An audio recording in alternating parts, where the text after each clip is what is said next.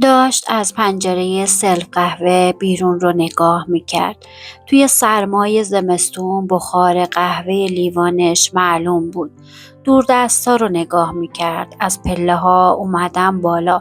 هنوز داشت از پنجره بیرون رو میدید. دستم رو شونش که گذاشتم به خودش اومد. کی اومدی؟ گفتم همین الان. قهوه تعارف کرد. من که به تلخی قهوه عادت داشتم بدون شکلات خوردم. این چندمین ملاقات صمیمانه ما بود. قبل از این فقط به هم سلام می کردیم و رد می شدیم و هر کسی توی اتاق خودش کار میکرد.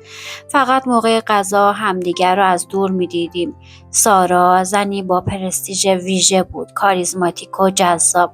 کسی از رابطه من و سارا خبر نداشت. اینجا پادکست تایمه و من راهیلم، راوی داستانهای شما. ممنون میشم که دکمه سابسکرایب رو بزنید و ادامه داستان رو گوش بدید. از پاییز شروع شد، از اون بادهای بعد از ظهری، از اون برگریزونهای وقت و بی وقت و بارانهای بی موقع.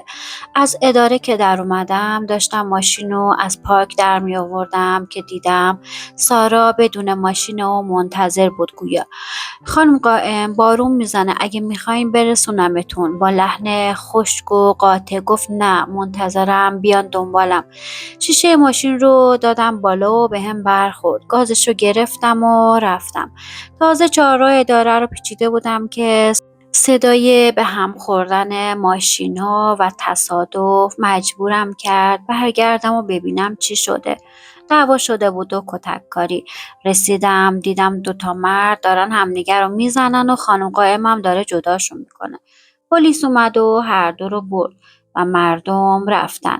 سارا قائم موند و من. سارا قائم گفت میشه منو برسونی پاسگاه و رسوندمش. گفتم منتظر بمونم بیاین؟ گفت نه و من گوشی پارک کردم و منتظر موندم. چند ساعتی طول کشید که از پاسگاه بیام بیرون و من بی دلیل منتظرشون موندم. تاکسی گرفتند و رفتن. دنبالشون رفتم. خونه خیلی خوبی داشتن، زندگی خوبی داشت. ولی چرا برای چندرغاز اداره می اومد؟ فردا شد و تو راهرو باز همدیگر رو دیدیم. داشت میرفت سمت سلف و قهوه بخوره. تا منو دید وایساد و ازم تشکر کرد بابت دیروز و رفت. چنان رسمی و خشک و جدی که نمیشد حرف اضافه ای ازش پرسید. رفتم منم قهوه بخورم. داشتم قایمکی نگاش میکردم. نگاهمون تو هم رفت و لبخند زد و این اولین بار بود که لبخندشو میدیدم و منم لبخند زدم. فنجونو گذاشت و رفت. امروز خیلی کار داشتم، تا دیر وقت باید تو اداره میموندم. همه که رفتن تو سکوت به کار کردم مشغول بودم که نوتیف گوشیم زد و پیامی از سارا اومد. بازم ممنونم بابت دیروز، خیلی بهم کمک کردین.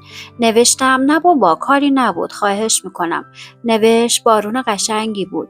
دیروز رو میگم، بارون نرم و آرومی بود. خیلی هوای بارونی رو دوست دارم. نوشتم بله خیلی بارون قشنگیه. گفت یادم باشه یه بار دیگه بارون بارید و تعارف کردی برسونتم قبول کنم. گفتم خوشحال میشم. شب خوش نوشت و رفت. از اون روز دعا میکردم بارون بیاد و من تعارف کنم و سارا قبول کنه. چند روزی گذشت و ما هر روز تو غذاخوری و سلف قهوه همدیگر رو میدیدیم. انگار یه عادت دوست داشتنی بود و من هر روز به شوق دیدنش سارا با اشتیاق اداره میرفتم. سارا به هم خیلی توجه میکرد. اتاقم میومد و با هم چند ساعتی رو به ظاهر راجب کار صحبت میکردیم. علاقه ما به هم پنهونی بود. سارا دوست نداشت کسی مطلع بشه. در مورد خودش کم حرف میزد. در کل اطلاعات کمی راجب خودش و زندگیش داشتم. میتونم بگم همونقدر که تو پرونده سازمانیش داشت میشناختمش.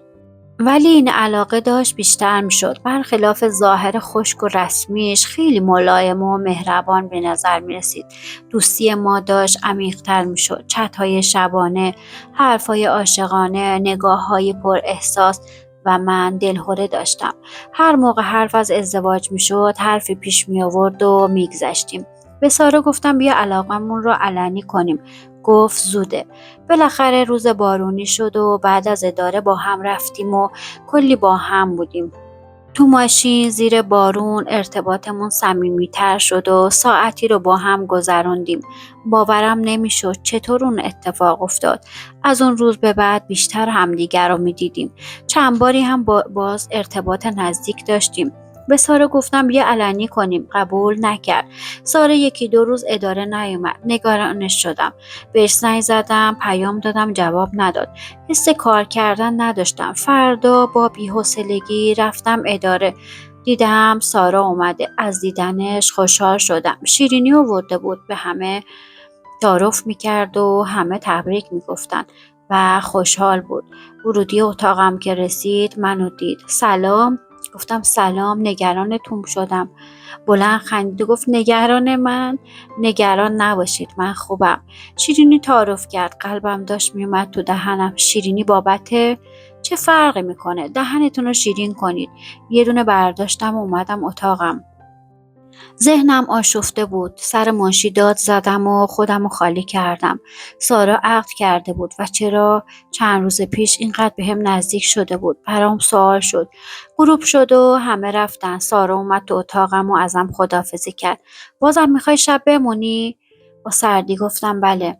چیزی نگفت و رفت. منم انگار حال سوال جواب نداشتم. توضیح ازش نخواستم. سرم رو روی میز گذاشتم و نمیدونم کی خوابم برده بود. پا شدم و یه قهوه تلخ خوردم. صبح شده بود. کارمندا داشتن می اومدن. غمگین بودم. پسر مجردی که با پدر و مادرم و خواهرام زندگی می کردم.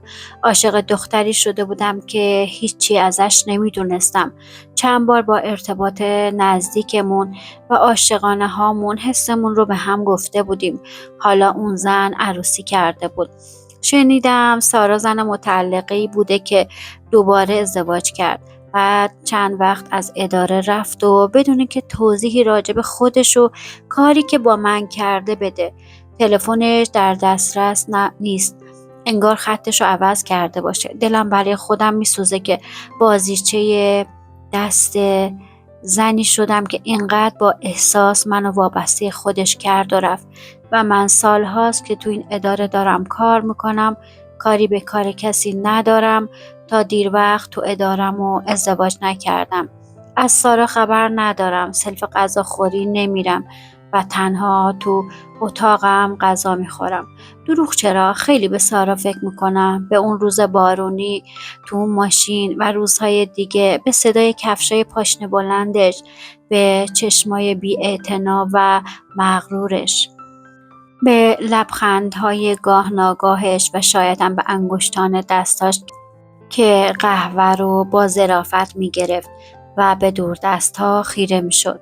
منم گاهی جلوی پنجره سلف قهوه می ایستادم و به دور دست خیره می شدم و قهوه رو با انگشتان دستم بغل می کردم. اگر داستان رو دوست داشتید ممنون میشم با لایک و کامنت خوشحالم کنید. سابسکرایب فراموشتون نشه.